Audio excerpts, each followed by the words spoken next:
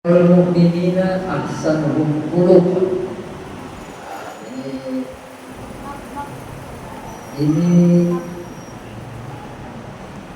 kalau kita lihat dengan kondisi zaman sekarang ini, hadis yang terakhir saya sebut ini sangat cocok, karena sekarang itu sudah terjadi apa yang disebut dengan degradasi akhlak. Akhlak itu di zaman sekarang itu sudah menurun sekali, sangat jauh. Ketika saya masih remaja, ketika bapak-bapak juga masih muda, sekarang itu kita sudah mengalami zaman yang dahsyat, digempur dari semua lini kita. Internet memunculkan hal-hal yang destruktif, yang tidak membuat kita untuk berbuat baik, tetapi malah kita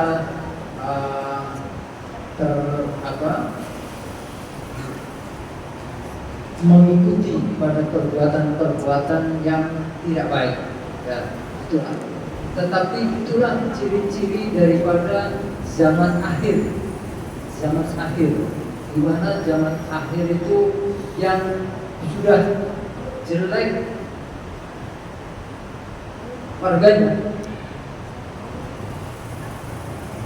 Beberapa minggu yang lalu saya sampaikan wailul ummati al-qarni, sebaik-baik umatku ketika hidup di zamanku. Sumalladina yalunahum sumalladina yalunahum wal akhiru syarrun ila yaumil qiyamah. Kita itu sudah digolongkan pada hidup di zaman akhir. Karena itu kita akhlaknya jelek, ibadahnya juga ya ibadah-ibadah pokok saja. Yang kita lakukan itu baru ibadah-ibadah yang pokok, seperti sholat. Ini terutama yang paling banyak bisa dilakukan oleh kita semua. Kedua, zakat itu sangat jarang. Zakat itu merupakan pilihan rukun Islam yang ketiga ya. Ketiga. Mestinya di Indonesia pengumpulan zakat mal itu dalam setahunnya bisa di atas 200 triliun. Tetapi yang kemudian terkumpul baru di atas 100. Jadi separuhnya. Ini karena memang warga umat Islam itu untuk membayar zakat itu masih apa namanya? Enggak. Padahal tadi disebutkan wal mu'minina anfa'uhum linnas. Zakat itu juga sangat memberi manfaat kepada orang lain. Karena itu disebutkan oleh Nabi.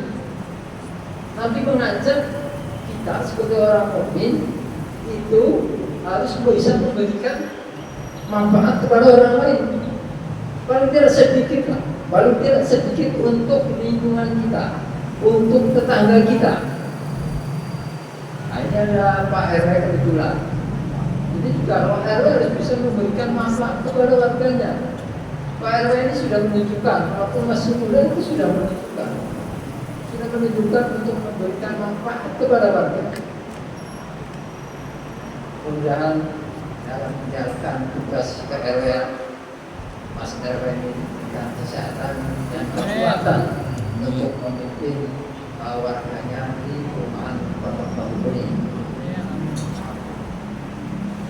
Bapak-bapak jamaah Masjidatul Rahmah, berkaitan dengan akhlak juga, Ibnu Rus itu menyampaikan ucapannya ini nih kemudian dikutip oleh budayawan Mesir Shawki Bek. Innama akhlaquhum ma baqiyat, idza dhahabat akhlaquhum dhahabu.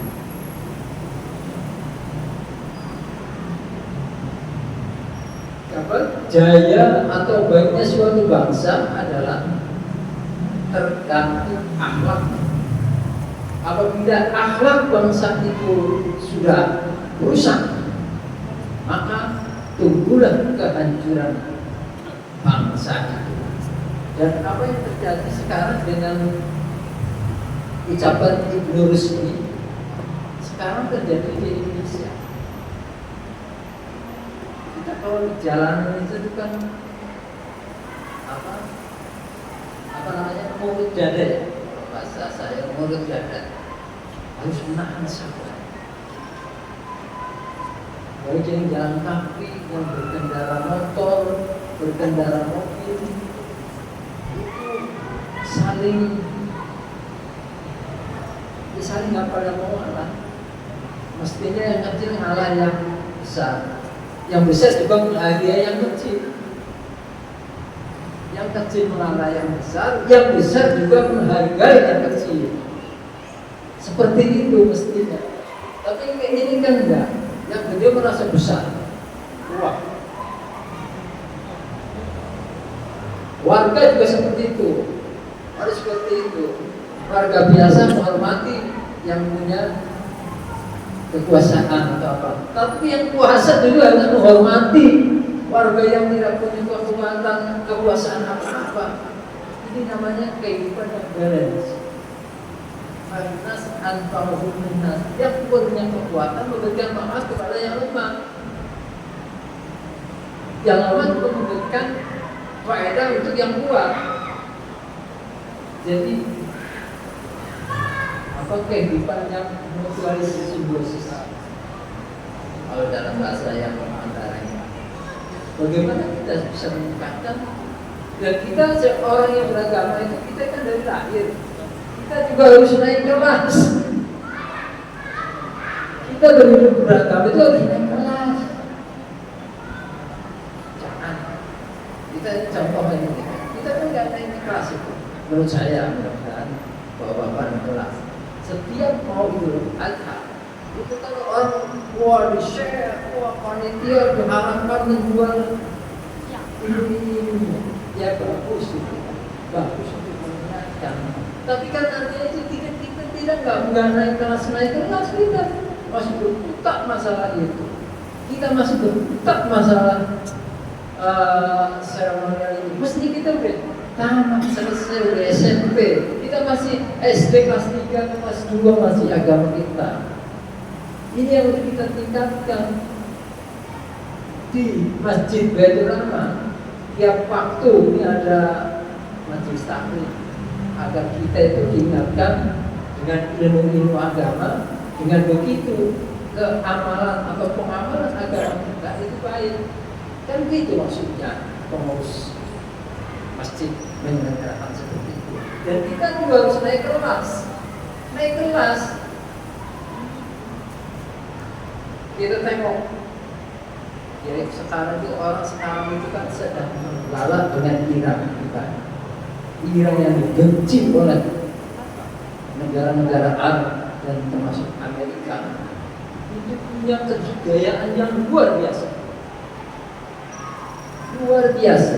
Dan negara Islam cuma dia yang berani melawan Amerika. Lainnya kecuali Cina dan Rusia. Sekarang itu yang ditonjolkan Syiah. Saya cerita sedikit ketika saya masih jadi wartawan majalah Islam Kiblat itu.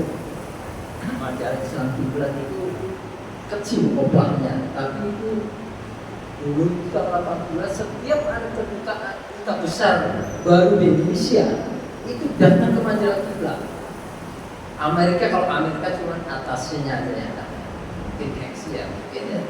Tapi kalau negara-negara Eropa, Inggris, Jerman, Belanda itu datang ke majalah Kiblat dan saya itu melihat sendiri. Termasuk Iran, setiap pergantian apa-apa itu Iran datang. Dan waktu itu kita tanya, apa betul Syiah itu seperti yang dikhawatirkan oleh kebanyakan orang? Jawab dulu bilang tidak. kami itu tetap melakukan seperti juga yang dilakukan oleh orang-orang Sunni. Tidak seperti yang digambarkan. Waktu itu pimpinan saya, pimpinan redaksinya orang Madura, orang kecil, pendek, tapi berani. Tanya itu,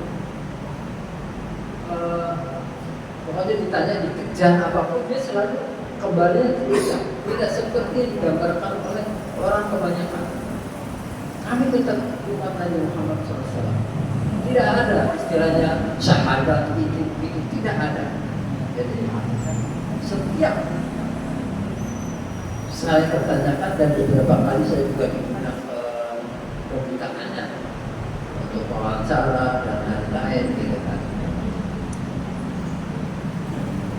Tetapi memang Iran atau Persia memang dari dulu memang sudah jaya. Jadi sekarang tinggal menikmati hasil dari pendidikan warga. Di sana itu orang yang dikatakan ulama itu jelas kriterianya itu jelas, harus menamakan ini, kitab itu harus jelas. Apalagi kalau sudah sampai ayat itu itu kan kedudukan itu luar biasa. Kalau di Indonesia kan tidak, di Indonesia apa yang boleh disebut ulama? Ya baik, penghormatannya, tetapi harus ada kriteria ustaz dan lain-lain, ulama, ya. Jadi kembali ke saya mengingatkan kembali akhlak, bahwa akhlak itu memang modal utama untuk berkehidupan yang lebih baik dalam bermasyarakat maupun berbangsa. Demikian sekedar kuliah menit dan lebih ternyata mudah-mudahan ada kebaikan untuk kita semuanya. Wassalamualaikum warahmatullahi wabarakatuh.